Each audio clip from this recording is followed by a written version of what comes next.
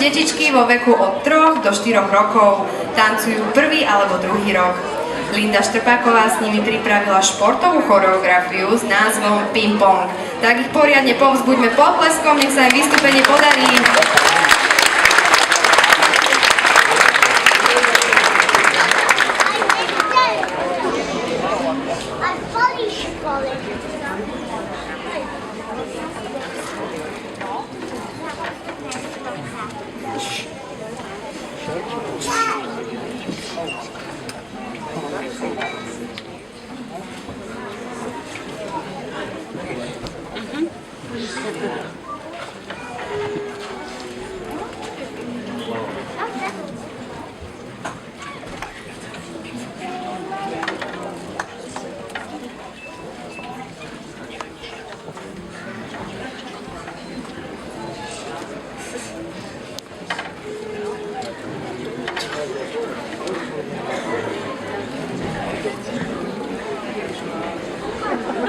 Zapomínam.